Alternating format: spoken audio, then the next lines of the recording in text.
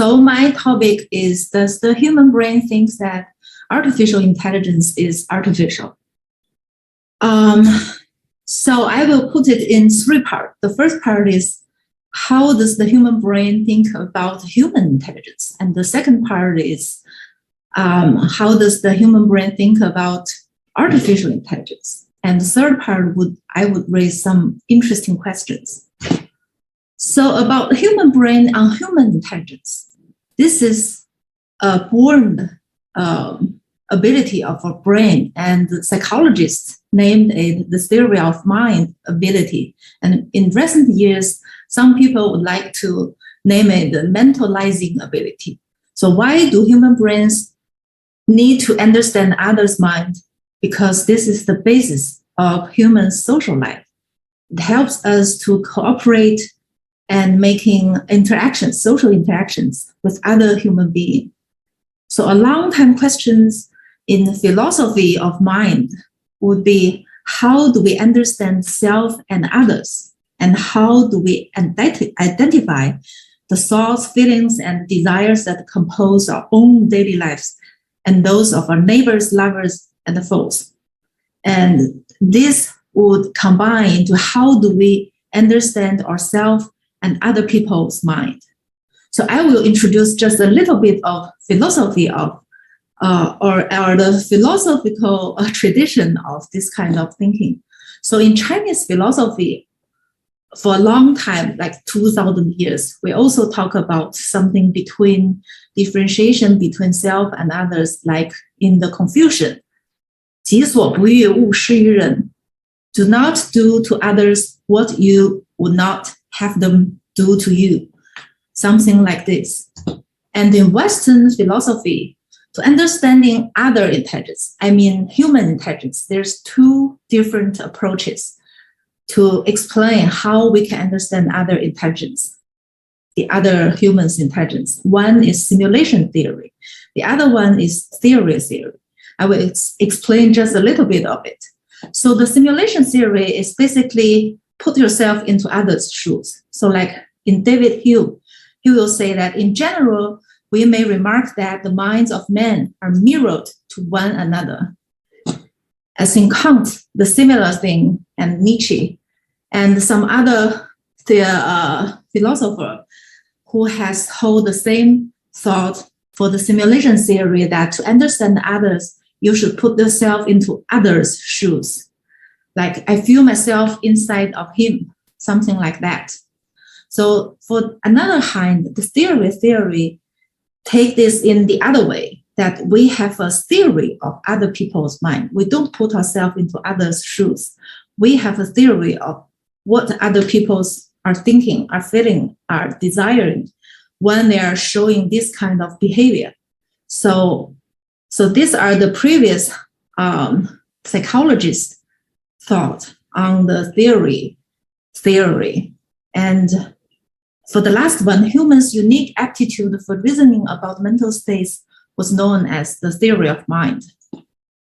So it's like we always want to theorizing the world. So when we theorize the physical world, we have the theory of relativity. And when we're theorizing other people's mental world, we have the theory of mind. So these are the two different kinds of how do we understand other people's and other humans' intelligence or their mind. So the simulation theory and the theory, they are always competing in philosophy. And two people who are very representative in these two different kind of approach is two very famous detectives in the novels. One is Auguste Dupin, and the other one is Sherlock Holmes. And in one very famous story by Edgar Allan Poe, the detective Auguste Dupin said, "When I wish to find out how wise or how stupid or how good or how weak is anyone, I will fashion the expression of my face as accurately as possible in accordance with the expression of his, and then wait to see what thoughts or sentiments arise in my mind or heart." This is for using imitation to understand other people. So this is the simulation theory.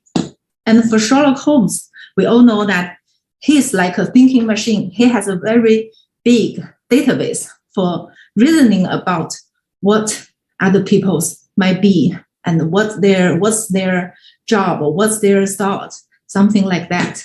This is shown in the story. So how about the human brain? Do we use two different kinds of approach to understand other people? So for simulation theory, an interesting finding is for the mirror neuron. I don't know whether the audience are familiar with the mirror neuron. So the mirror neuron has been found that in the premotor cortex, this kind of neuron, they will fire during when the human is doing a goal-directed action, like you reach for a cup, or you reach to grab an apple, and they will also firing when you don't grab it yourself. You just observe another person to grab it. So that's why they are called the mirror neuron. They fire not only when the people itself is doing goal-directed action, they will fire as well as when the people is observing a similar action in other agents, in other people.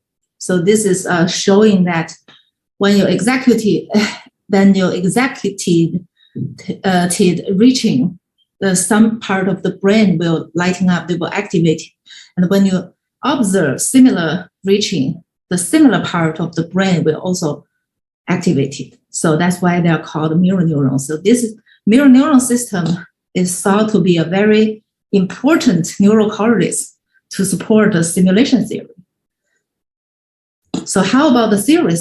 Also, brain scientists have found several neural correlates. They are related with their writing other people's mental states, such as the medial prefrontal cortex, the precuneus, the posterior part of the cingulate cortex, or the temporal parietal junction. So you just know about this brain area. So actually, the brain scientists, they found that the simulation theory and the theory, they're working together in our brain. And here's just a graph to show you that this special part of the brain, this network, the network they are consisting of, is very important for the human to understand another human intelligence. So that means our human, the brain, has a specific brain mechanism, a specific brain network to understand other humans' mental states and their intelligence. So that's about human brain on human intelligence. We have a special brain network to understand another human's intelligence. Then how about human brain thinking about artificial intelligence? The humans are always thinking of as social beings. So there's a social brain hypothesis raised by Dunbar. He said that the human's brain is to manipulate social information, not only the information about our environment, but the information about our social information, the social environment. So what is social? It's about another human being. So another human being or the social environment is very critical for the human brain. And the human brain are evolved and learned to deal with human intelligence. Like this is in textbook that, unlike many other unlike many other animals, human beings are not restricted by a sensory system to a particular part of the day. We do face danger. However, the most dangerous predator for human being is not like bears or tigers or other animals. It's another human being. So FBI violent crime statistics suggest that, the most common killer of human is another human. That's why to understand another human is very critical for our survival. And our human brain is a very old system. It hasn't been updated for like 6,000 years. But nowadays, the society, the social society or social environment is very different from like 5,000 years ago. The way we interact with people, the way we do social interactions is so different. And the artificial intelligence emerged in recent years. It raised a new question for the human brain, that how and whether can we deal with another new forms of intelligence. So how does the human brain think about artificial intelligence, including the computer, robot, and the common AI? As a recent emerging forms of intelligence, I will show you some of the, I think, very interesting findings. The first one is between intelligence in interference. So human intelligence is always affected by another intelligence. This study shows that they put a human in front of another human or in front of a robot. So they ask the human subject to do a vertical movement or a horizontal movement. While he's doing the movement, the other human being or robot will do the same, the congruent movement or different movement with him. So they will measure how much would this subject be affected by another agent's movement. And you can see from their result that only when the human subject was facing another human agent, their movement will be affected by that agent. But one is facing another robot, not human being, another artificial intelligence, the human being is not affected by the other intelligence. So this is between intelligence interference. And the second one is when human intelligence plays ultimate game with another intelligence. I don't know whether you know about ultimate game. So we have two players. They will split like $10 between them.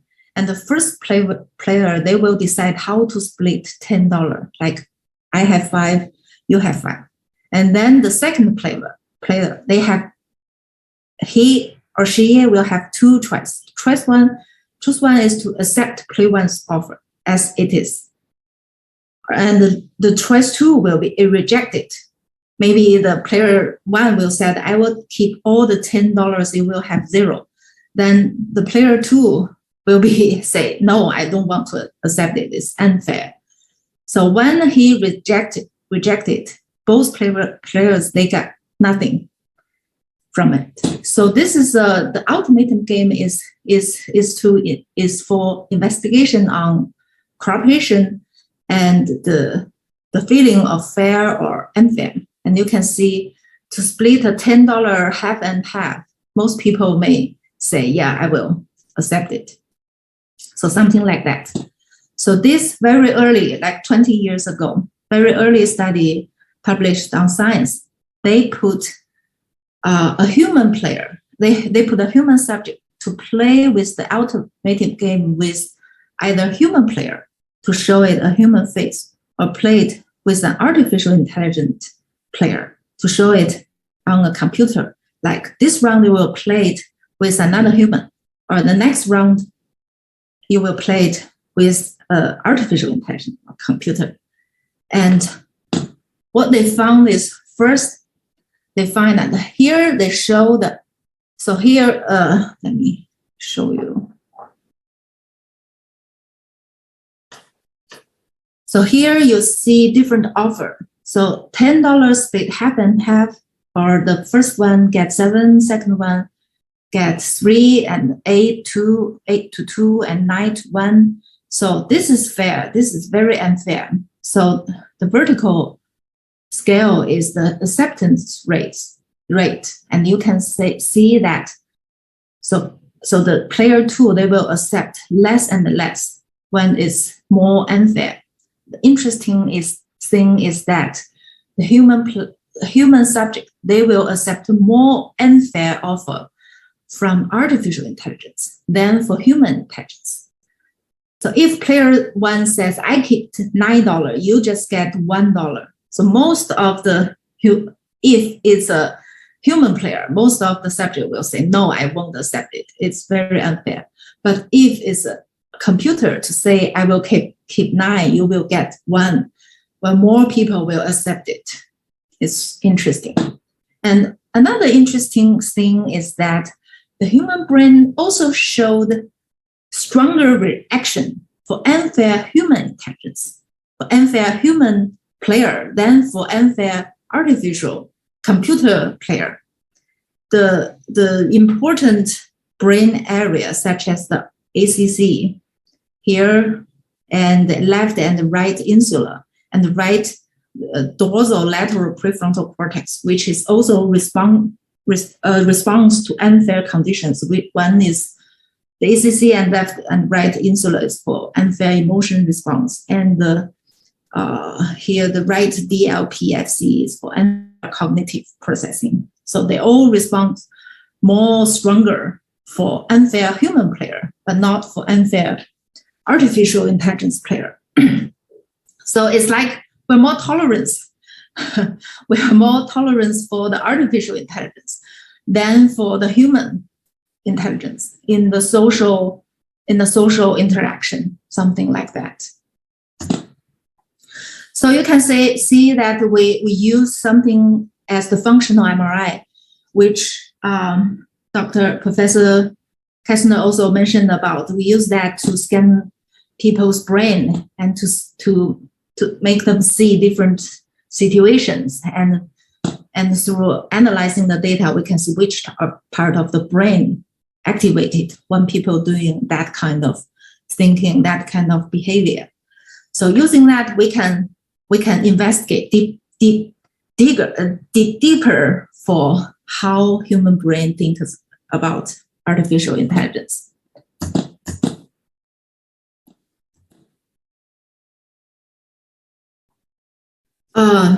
So some people may say that, well, that's 20 years ago, and people always think, maybe at that time, people think computer or artificial intelligence, they're stupid. Basically, our human intelligence are the highest intelligence on Earth. So can we understand something that is smarter than that? So this brings up an interesting question, is whether we can understand other intelligence from upward compatibility. So for chimpanzee, here's a very early studies to show that they show the chimpanzee, a human being wants to reach something in a higher place, and the chimpanzee can understand the human's intention and choose the correct solution for that human being to reach, to achieve his goals. So it shows somehow that chimpanzee can understand humans' desire. So they may have the upward compatibility to understand the intelligence that is higher than themselves. That might come from the evolutionary fitness that they have to survive in this world, and this world have intelligence like human intelligence that is higher for him. But for human intelligence, for a very long time, like thousands of years, we don't have like a match for our intelligence. Another human being's intelligence is the highest intelligence we're dealing with. So how about human intelligence? Upward compatibility. Can we understand an artificial intelligence that is smarter or not? So yeah, I will show you a series of studies that may suggest something. Oh, sorry, I think let me skip something. Oh.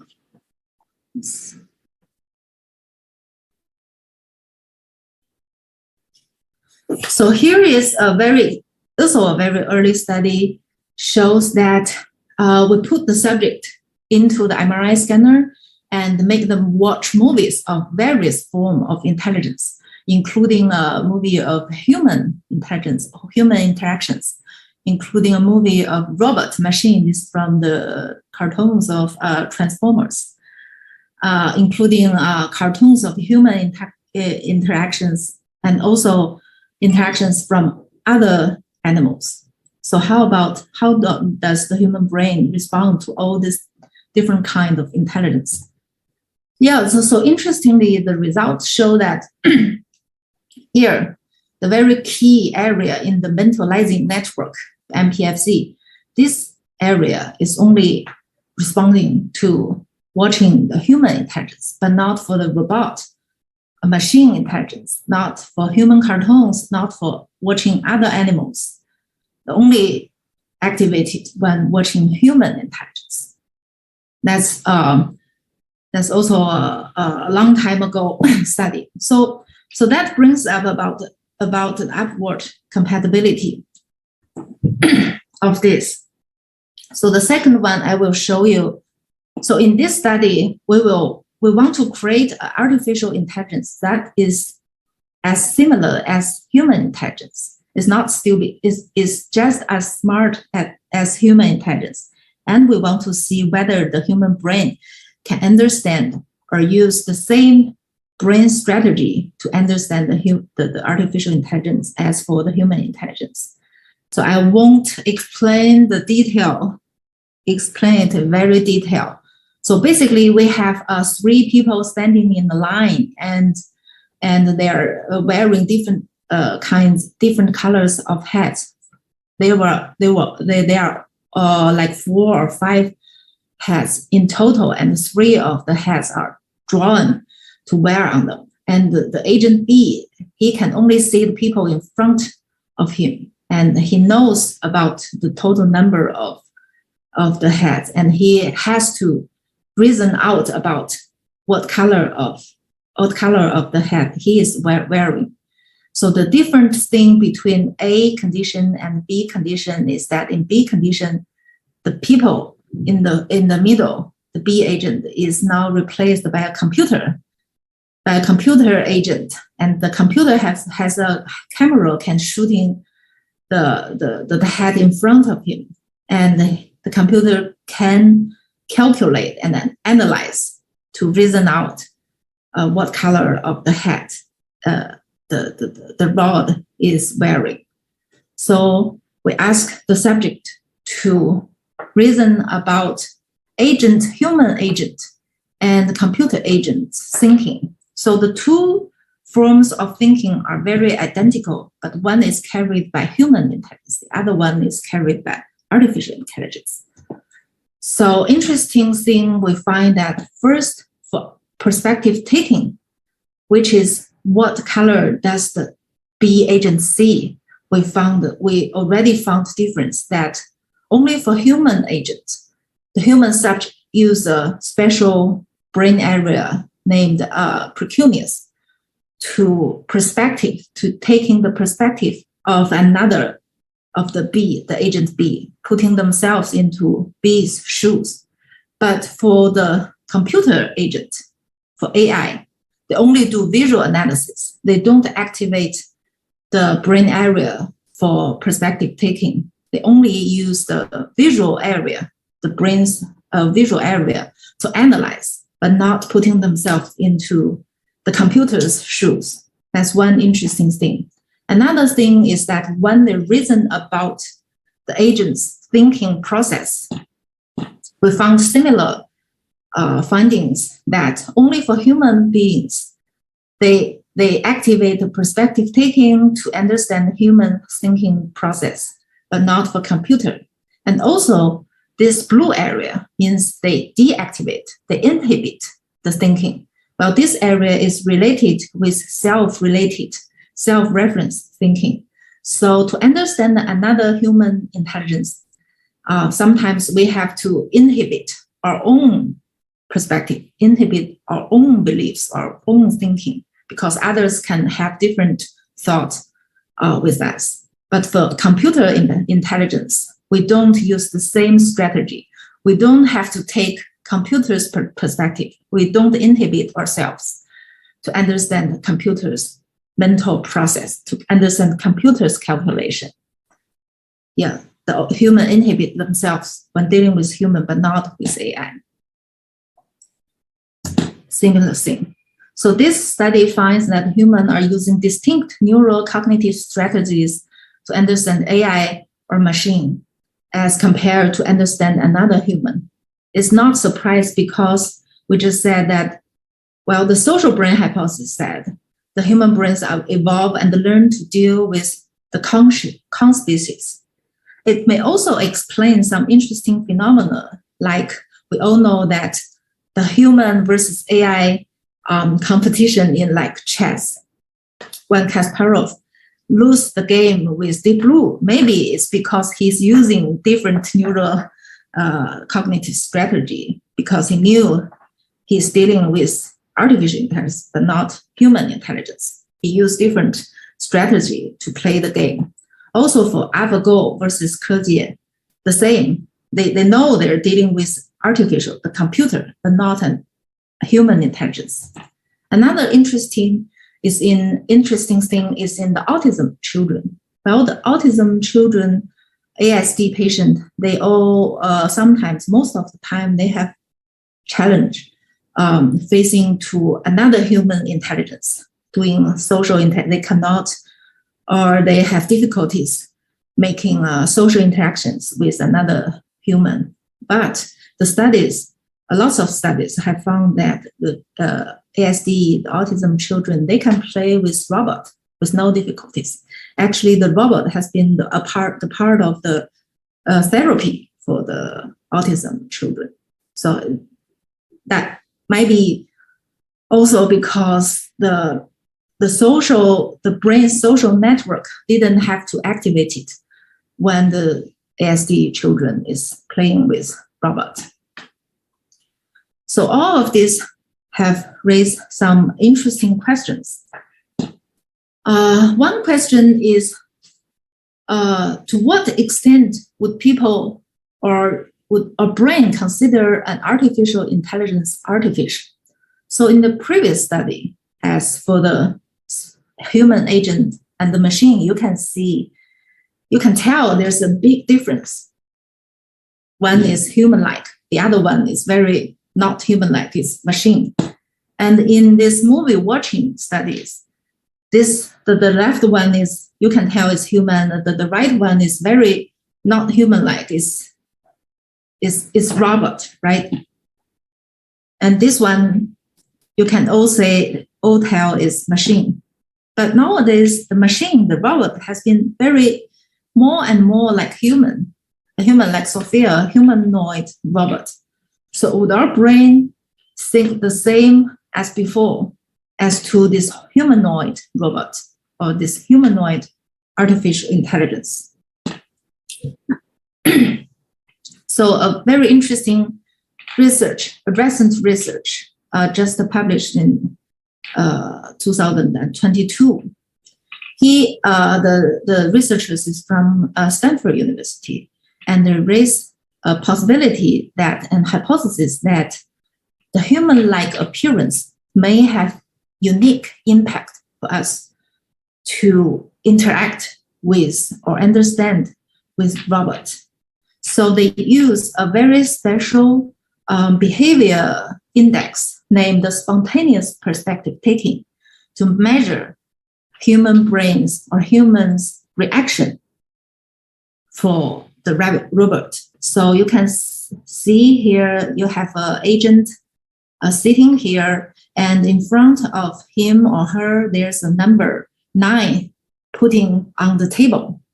So in the first graph, the people is looking aside. The second one, she is gazing to the number, and the third one, she's touching the number. So they will ask the subject, what number is on the table?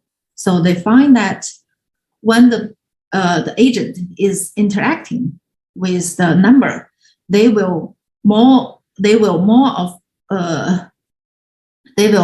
think of more of them will think that the number on the table would be 6 in this person's eyes. So you see the VPT, which is the spontaneous perspective taking, that if you take this lady's perspective, the number is not 9, it's 6, right?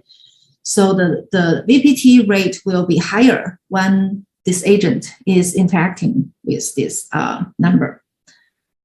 So the thing they are doing is that they change different form. They change to different form of the agent. You have the human form, a lady sitting in front of the number. You have the human robot now, like this, also looking aside, gaze, and reach to the number. And the human robot Baxter, the same, doing the same thing. And the non-human robot, well, moving aside, moving towards, and staying aside and moving towards. And also you have an animal, a cat, looking aside, looking at, and touching it. And also you have human-like android, human-like robot, very like human robot, looking aside, gazing at it, and reach it. And you can guess about the VPT rate of different kind of human when they are seeing different kind of robots.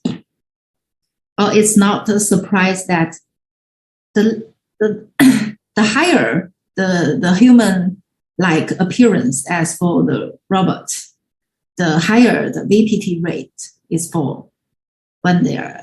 It means if the artificial intelligence or the robot is more like a human, it's more human-like, it has a more human-like appearance, then the human brain or the human intelligence, they will behave or show more perspective taking, which is to think of it as another intelligence, just as human intelligence, and to take its or her perspective to think about it.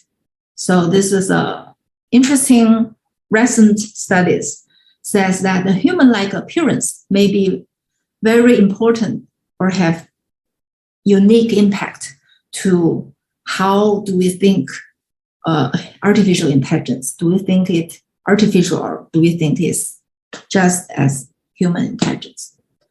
So the second question would be, to what age and how does human intelligence learn to differentiate between human and other forms of intelligence? So in the previous study, we show the human adults, the human movie or the robot movie, and we find that only for the human movie, the adults activate, the brain of the adult activated the MPFC, but not for the cartoon or robot or machine when they're watching. So the researchers, they do a follow-up study and they put kids around 10 years into the MRS machine and scan and showing them the same movie, different kind of movie, human movie, robot movie, and you can guess what happened. So they find that 10 years old kids, their brain activate similar for human movie as well as for machine movie.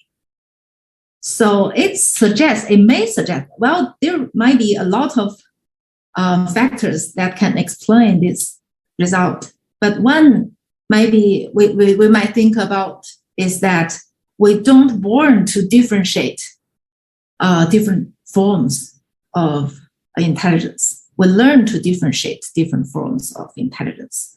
And for kids around 10, that's about 15 years ago, they haven't learned to differentiate between human intelligence and other forms of intelligence. But how about now? Now the kids, they are growing up with smartphone. They're growing up with TV. And how about them? Have they changed in their reaction to artificial intelligence? And to what age do human brain or human child learn to differentiate human and other forms of intelligence? And to what age do we start to think that artificial intelligence is artificial? So this is the second interesting question I will raise. And the third one Well, I will say that, does it really matter whether human brain thinks that artificial intelligence is artificial? We all know about the Turing test, is that using human to test to differentiate whether you are interact with artificial intelligence or human intelligence. But we know now that the human brain is highly bonded with the intelligence of common species. And we tell whether another intelligence is human or not from very simple things like the appearance or other things. So maybe the human brain is not a good index to differentiate between whether an artificial intelligence is good enough. And we may have to think about how and whether the human brain is trying to adapt with the another forms of intelligence. So does it really matter? And do we need to have an updated test, not just for the Turing test? And do we have a real good definition for what is intelligence and what is a good enough intelligence? So this is the first part of the third question. And following that, we may think about the artificial intelligence versus artificial human intelligence. So although the artificial intelligence is created by human being, but the intelligence, the forms of intelligence can have different appearance and different forms. So we may consider the artificial intelligence as an intelligence from another species, but not just as human intelligence. So recently, some researchers have raised questions or perspective with similar concerns, like thinking about robots as intentional agents, or this one, human-dog relationship as a working framework for exploring human-robot attachment. So yeah, we have a long time dealing with other animal intelligence. So maybe the artificial intelligence, it shouldn't be artificial human intelligence. And maybe you have learned about, know about like intelligence of octopus, other minds. This book is very interesting. So the animal intelligence, they can have very different forms and very different dimensions of intelligence skills, cognitive skills, other than the human intelligence. So we may have to think about how to define a real good intelligence and thinking and taking artificial intelligence not as artificial human intelligence, but another forms of intelligence, just as intelligence from another species. That might help the future human-AI cooperation, interaction, and attachment.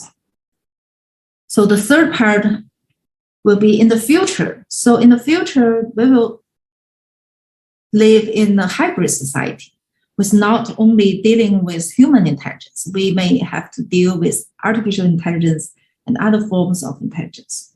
So this might be a new selection pressure for human brain development, because we have, as I just said, we haven't met a match on intelligence for thousands of years. Now we have a match. The Deep Blue, the AlphaGo have beat human intelligence. So we have a new match. We have a higher standard. I still don't know whether the human intelligence have the upward compatibility, but it might be a new selection pressure for human brain development to train us, to make us, to push us to evolve further. So what will be the future evolution and variation of Homo sapiens, of the human brain and human cognitive functions? It may be interesting questions. And this will be my presentation and talk. Thank you. And I will be very welcome to your questions and thinking. Thank you.